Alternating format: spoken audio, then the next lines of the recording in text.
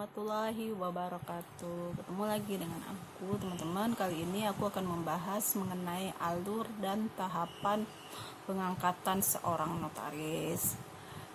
Ya, untuk tahap pertamanya yang pastinya itu adalah lulusan sarjana hukum, S1 sarjana hukum. Kemudian melanjutkan ke sarjana S2 atau magister kenotariatan, dan terus harus lulus ujian anggota luar biasa dan mendapatkan keterangan lulus dari Pengwil, pengurus wilayah yang mengadakannya. Mengadakannya adalah pengurus wilayah notaris di tempat teman-teman mengikuti ujian ALB tersebut. Pengurus wilayah notaris Will.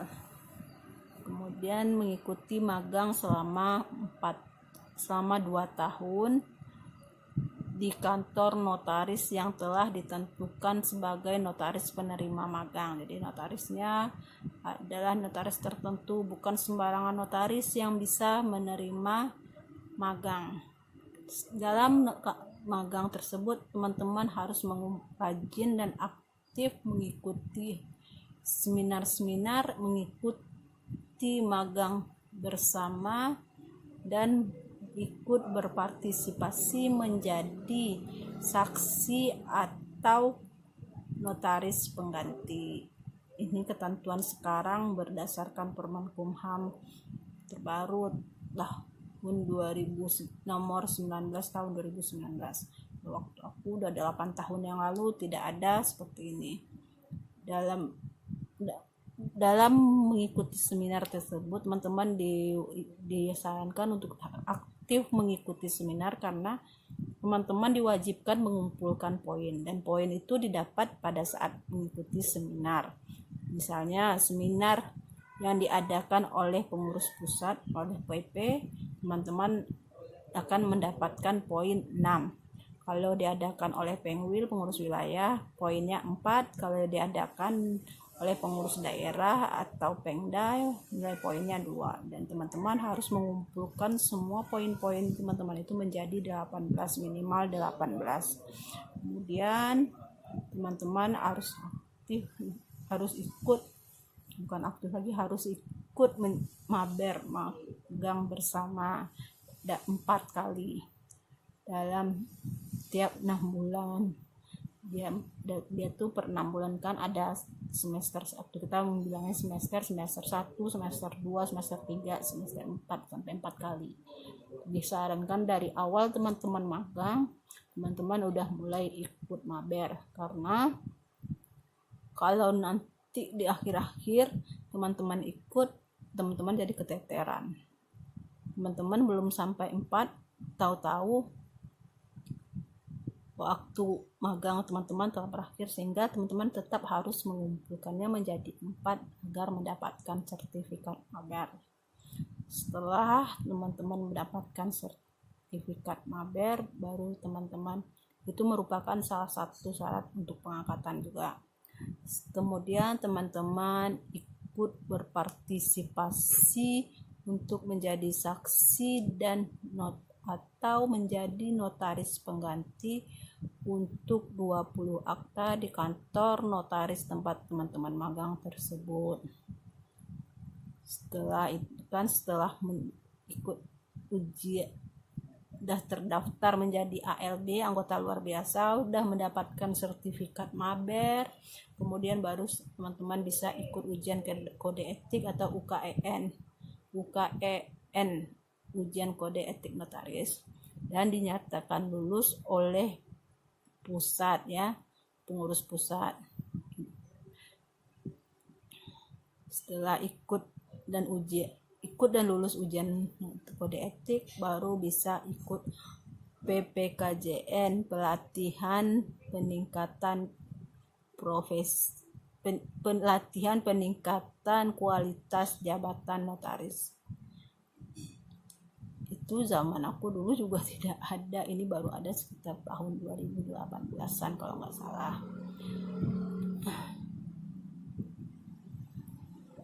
ini tuh pelatihan ini dalam bentuk diklat. Kita sering bilangnya itu diklat, bukan pelatihan atau ujian dan atau apa. Diklat ini pun diumumkan dalam website situsnya. Oh iya, ini ada flowchart tahapan pengangkatan notaris. Jadi teman-teman silakan buka websitenya AHU Online, www.go.id. Di sana ada flowchart pengangkatan dan beri pengumuman berseputar kenotariatan. Aktiflah membuka itu semua agar teman-teman tidak ketinggalan berita mengenai seputar kenotariatan ini. Setelah ikut ujian dan ikut PPKJN, di PPKJN pun dapat sertifikatnya. Setelah itu baru bisa pengangkatan. Setelah pengangkatan pun itu nggak bisa sembarangan waktu karena ada treatment waktu tertentunya kapan dibukanya pendaftaran pengangkatan, dan itu pun diumumkan kalau ada pembukaan pendaftaran itu diumumkan di websitenya AHU Online, dan teman-teman bisa ikut kalau ada pembukaan pendaftaran. Untuk masuk dan daftar teman-teman harus masuk biaya akses. Biaya akses ini Rp200.000, dan ini nih di dalamnya teman-teman bisa melihat formasi wilayah jabatan yang teman-teman inginkan, apakah formasinya kosong atau tidak ada atau tidak ada. Kalau misalnya ada formasinya, teman-teman bisa masuk. Kalau tidak ada, bisa masuk dan bisa melangkah ke tahap selanjutnya. Kalau tidak ada, teman-teman cari formasi wilayah yang ada formasinya. Setelah itu teman-teman, kalau formasinya ada, teman-teman bisa langsung ke tahap pengiriman berkas fisik. Berkas fisiknya pun ada di sini sekitar 8 berkas. Itu diantaranya KTP, ijazah S1, S2, SKCK, terus ini akte kelahiran dan sebagainya lainnya. Berkas fisik ini dikirimkan ke gedung Cikini, tempat pelayanan AHU, gedung pelayanan AHU di Jalan Cikini Raya, Menteng, Jakarta Pusat. Teman-teman kirimin berkas fisik teman-teman. Setelah itu berkas teman-teman akan diverifikasi setelah pengiriman berkas teman-teman akan diverifikasi dalam jangka waktu 20 hari.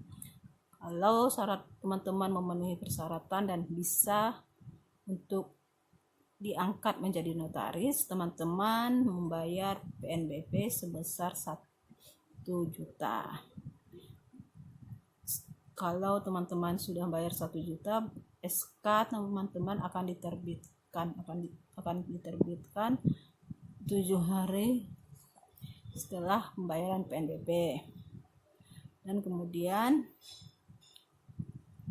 setelah SK teman-teman terbit, teman-teman baru bisa disumpah. Sumpah pun ada jangka waktunya. Dalam 60 hari setelah SK keluar, teman-teman tidak mengajukan sumpah jabatan, maka SK teman-teman bisa dilakukan pembatalan terhadap SK teman-teman. Untuk sumpah jabatan dikenakan biaya Rp2.500.000, Rp2,5 juta. Dalam waktu 60 hari kalau teman-teman tidak mengajukan setelah SK keluar, dalam waktu 60 hari teman-teman tidak mengajukan sumpah jabatan, maka SK teman-teman bisa dilakukan pembatalannya. Dan kalau telah dibatalkan, teman-teman baru bisa melakukan pendaftaran ulang setelah 1 tahun dari jangka waktu pembatalan. Misalnya kalau sekarang teman-teman udah 60 hari teman-teman tidak melakukan sumpah jabatan, maka teman-teman baru bisa daftar lagi untuk melakukan pengangkatan 1 tahun yang akan datang. Makanya waktunya itu sangat berharga. Jadi jangan disia-siakan. Demikianlah alur dan tahapan pengangkatan notaris. Semoga ini sangat bermanfaat buat teman-teman. Adapun kurangnya mungkin teman-teman bisa lihat dan baca-baca atau lihat-lihat pengumuman di websitenya AHU www.go.id. Sekian, terima kasih. Assalamualaikum warahmatullahi wabarakatuh.